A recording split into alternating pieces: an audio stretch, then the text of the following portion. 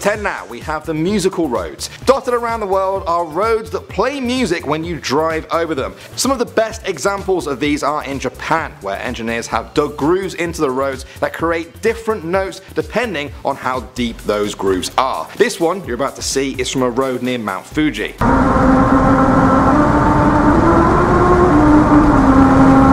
There are also musical roads in the US, Denmark, South Korea, China, San Marino, Taiwan and the Ukraine. So if you guys live in any of those countries, go and find a musical road. Why not? Okay, coming in at number 9 now, we have Tesla. In the coming years, you're going to see a lot more Tesla cars around. If you are ever in one, try out these little Easter eggs. In the newer models, you can turn the GPS screen into basically Rainbow Road from Mario Kart. All you have to do is press the autopilot down 4 times, you'll hear a cowbell noise, and bam, you're in rainbow heaven. Here's another one. When charging the Tesla, if you press the button on the handle down 10 times quickly, the charging port will start flashing through every colour of the rainbow. I think they like rainbows. Okay, at number 8 now, we have the micro pictures. Ever since the 90s, manufacturers have been leaving tiny hidden drawings on your computer's motherboards. Back then, a photographer was inspecting silicon chips through a microscope when he found a tiny little Waldo. Wally, if you're from the UK. People then started to find more and more of these drawings on their microchips, some of which were just 140 microns in size. That's a little bit thicker than a human hair. Modern companies crack down on this, but some people think the artists have just made their drawings even smaller. Perhaps your phone or computer has one on it right now. Don't try and look.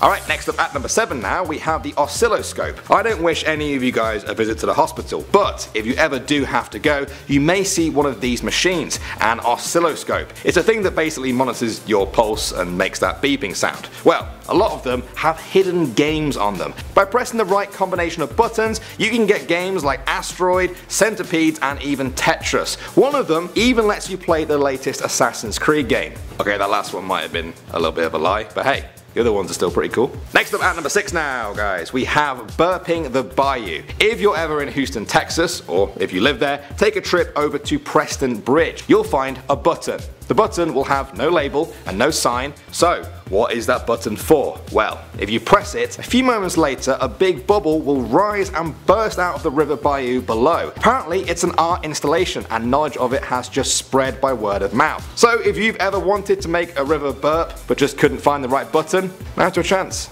Coming at number 5 now, we have the hidden Mickeys. If you ever visit Disneyland in California, keep an eye out for the hidden Mickeys. You see, all over the park, the architects have left tiny Mickey Mouse symbols for Disney fans to find. There are quite literally thousands and thousands of hidden Mickeys, Donalds and Goofies all over the rides, the walls and even woven into the carpets. Nobody has been able to find them all so far. However, some Mickey hunters have set up a website dedicated to finding and listing every single one. Okay, next up at number 4 now, we have the TARDIS. Doctor Who fans will absolutely love this one. If you go onto Google Maps and go to Earl's Court Road in London, you'll see a TARDIS parked up on the pavement. If you hover your mouse over it, you can click and enter the TARDIS. You can then explore it in full 360 like you would any other street. Even if you guys don't watch Doctor Who, it's still a pretty cool Google Maps Easter egg to check out, probably the easiest one to do on this list. Coming in at number 3 now, we have the Red Stone. Every year, millions of tourists visit St. Peter's Square in the Vatican City, the home of the Pope. On special occasions, the Pope will sometimes go out and greet the crowds, just like Pope John Paul II did on May 31st, 1981. On that day, he was shot and wounded by a would-be assassin. The Pope survived though, and if you look carefully, you can find the exact spot where he was shot. It's marked by a tiny red brick. Thousands of people walk over it every single day not knowing it's there. Well,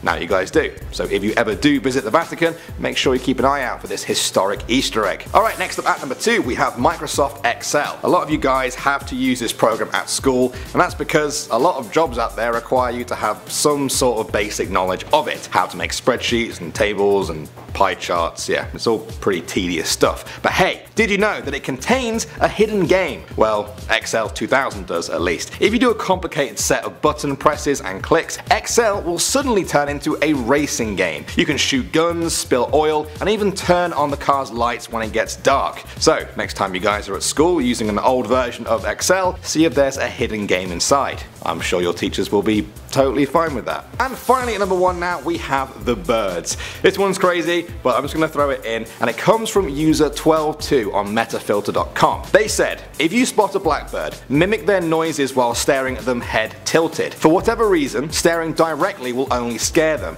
Now as you repeat their calls, they will vary the sequence, seeming to try to throw you off. Keep repeating the sequence back to the bird. Repeat the squawk as many times as they do. Keep this up for a few more minutes. The bird will continue to vary the sequence. This is to identify whether or not they are hallucinating, or if you, the human down below, really is being this strange. Stick with it. Eventually, the blackbird will make some weird noise that it has picked up. A poorly emulated car engine start or some stray human syllable. If you can make a decent impression of it, then the bird will try another noise, or less creatively, make the same car engine noise in a vague rhythm. But if you fail at any of these steps, the bird will likely take off. How crazy is that? It's like a real life game where people are trying to get to the last level. What will be the last noise that the bird makes? And if you manage to do that, coming in at number 10, Scar is a rug in Hercules. Nobody likes Scar. The oddly British brother of King Mufasa who ends up conspiring to murder him is just, you know, a bit of a douchebag. Scar is a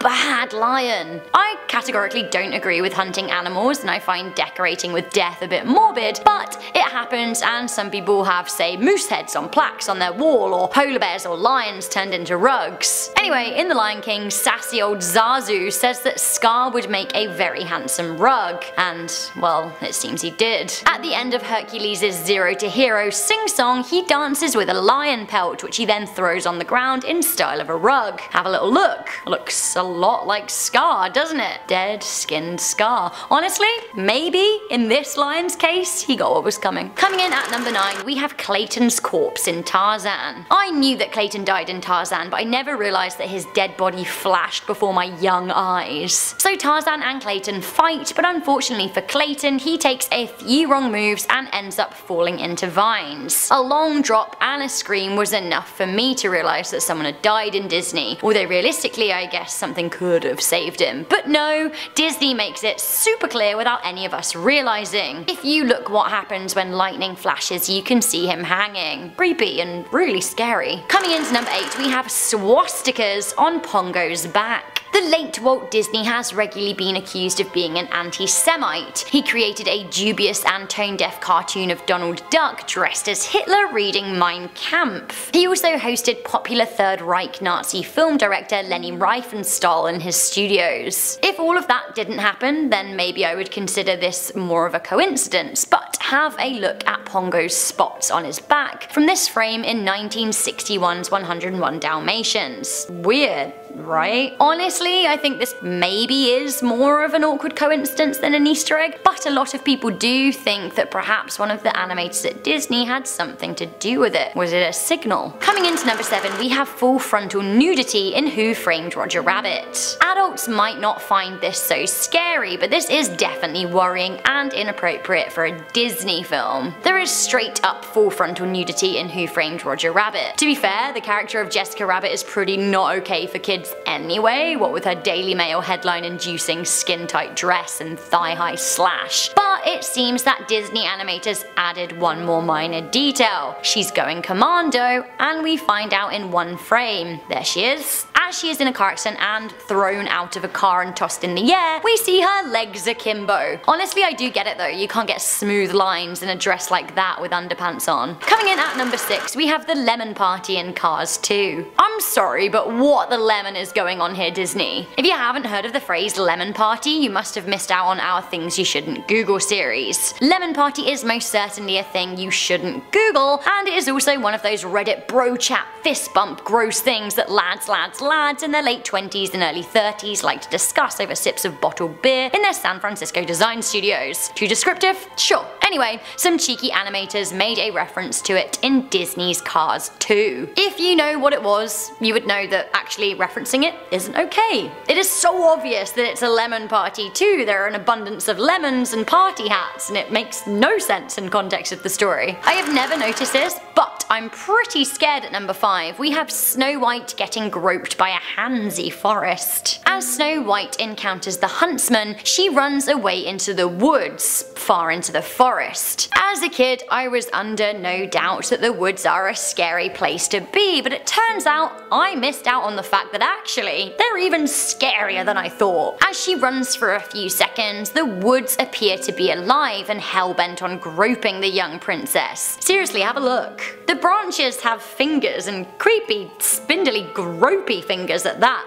Honestly, how terrifying and non-consensual. Not okay, Disney. Coming into number 4, we have the Muses are the haunted heads. Okay, we're back to Hercules. I love Hercules. Hercules and Disneyland share a scary little Easter egg between them. As the Muses sing with Meg in I Won't Say I'm in Love, they line up like this. Have a look. This turns out to be exactly how the head statues are situated in the Haunted Mansion attraction in the Disneylands. What is Disney trying to tell us? I have to say, Hercules is one of my favourite Disney movies, and the Haunted Mansion is one of my favourite Disneyland rides, so... Coming into number 3, we have Jack Skellington in The Princess and the Frog. I love Jack Skellington, but he is a scary dude. Undoubtedly, he is the Pumpkin King of Halloween Town, a scary town filled with the macabre where children throw heads instead of snowballs and the whole place is an absolute scream. Yes, we know that he is lovable if a little chaotic, but I honestly would be scared to see him lurking in the shadows. And it seems that this is exactly what he's doing in The Princess and the Frog. Have a look at that shadow there. To me, it looks a lot like the spooky Pumpkin King, does it not? Coming into number 2, we have skulls in Gaston's eyes. Gaston is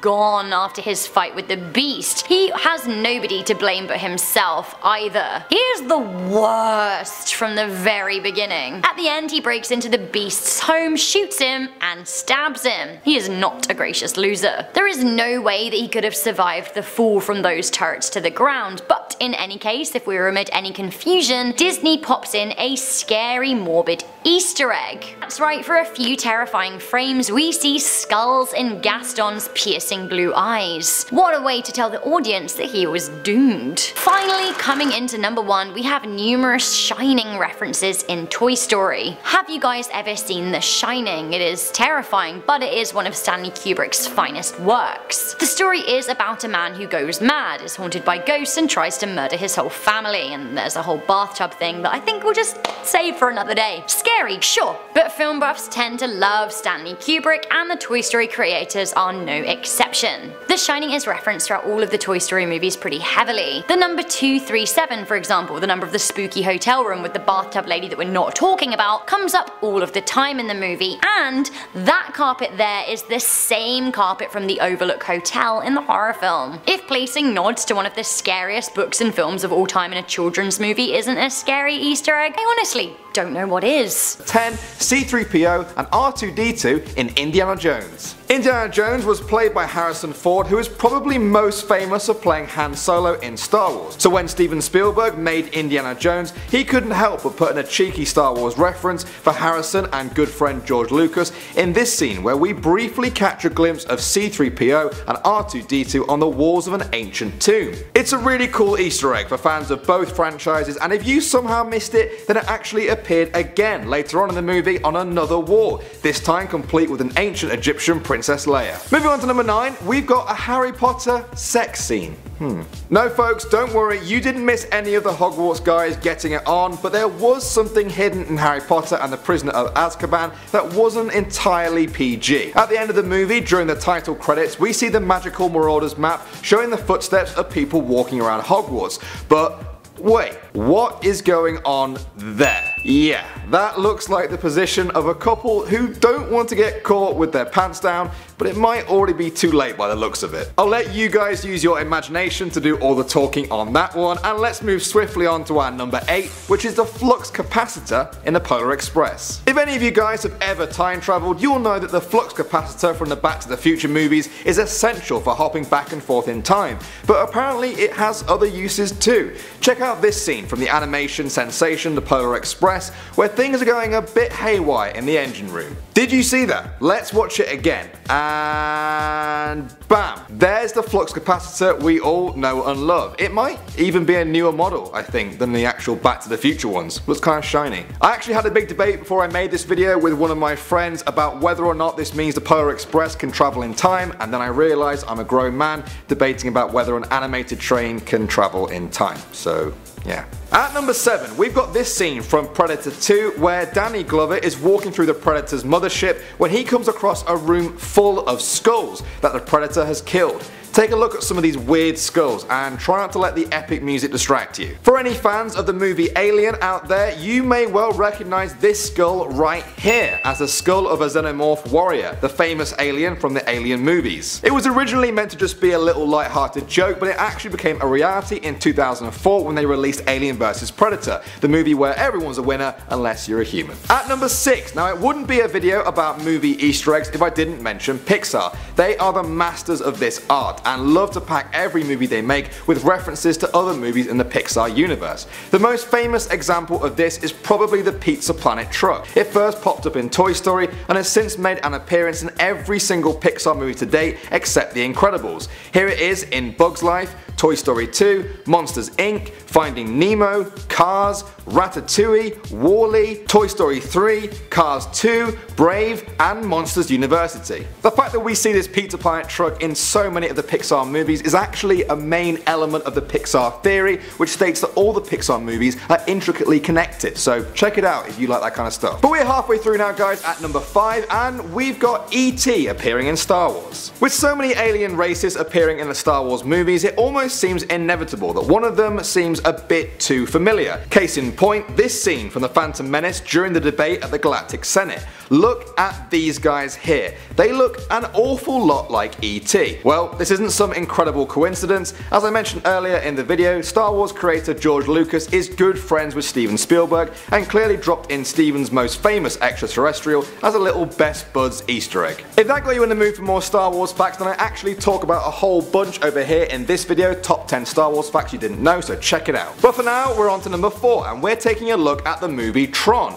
No, not 2010's Tron Legacy, the original 1982 Tron. The movie looked like a classic video game in its own right, so it almost came as no surprise to some keen-eyed viewers who spotted this little guy, nomming pack dots on the screen of Sark's command ship. This Pac-Man Easter egg even included the noise that Pac-Man makes, check it out. See guys, even if you're an evil digital commander trying to kill people, you're never too old for Pac-Man. Never forget that. We're at number 3 now, and if I say to you guys Batman vs Superman, you'll probably say, oh yeah, that movie's coming out next month. But that wasn't the case back in 2007 when I Am Legend was released. There had been no serious mention of the movie being made, so fans freaked out during this scene where Will Smith's character has just lost his prey to some lions in the middle of New York. The camera pans up in Times Square to show a whole bunch of billboard posters and bam! The crowd goes wild. Warner Brothers had actually been toying with the idea of making a Batman vs Superman movie behind the scenes as early as 2004, but they hadn't made anything official until after I Am Legend, meaning this Easter egg kinda predicted the future. Personally, I just hope they didn't get the apocalyptic virus thing right too. At number 2, we're going over to the movie Iron Man 2. In one scene, Tony Stark decides to build a particle accelerator in his basement when he's visited by Agent Coulson, who works for spy agency S.H.I.E.L.D. Agent Coulson seems pretty surprised by what he finds there. What's this doing here? Yeah, that is Captain America's shield that belongs to the superhero who didn't make his Marvel movie debut until the following year with Captain America: The First Avenger. It certainly got fans hyped, and it's now known the reason Tony Stark had it in his basement was because his father was the one involved in the creation of Captain America's suit during World War II. And I ran that by all my Marvel movie fans, so I hope I got that one right. Well guys, I'm almost full of movie Easter eggs, but I think I might have room for one more, so let's check out our number 1, and it's from the comedy horror classic Shaun of the Dead. In this scene at the start of the movie, Ed is comforting Shaun after his breakup with his girlfriend, but nothing can seem to cheer him up. Eventually though, Ed comes up with a plan for them to just keep drinking, and at first it seems completely normal. But some keen-eared viewers actually pointed out that that speech wasn't just about drinking lots of alcohol, it actually foreshadowed the entire plot of the movie you're about to watch. The Bloody Mary refers to the zombie girl Mary in their back garden, a bite at the king's head refers to stepfather Phil being bitten, a couple at the Little Princess are David and Diane at the apartment of girlfriend Liz, they stagger back into the pub they're in because they have to pretend to be zombies, not because they're drunk, and the shots at the bar are from a shotgun, not from a glass. I've literally seen that movie 20 times and that never occurred to me once, it blew my mind.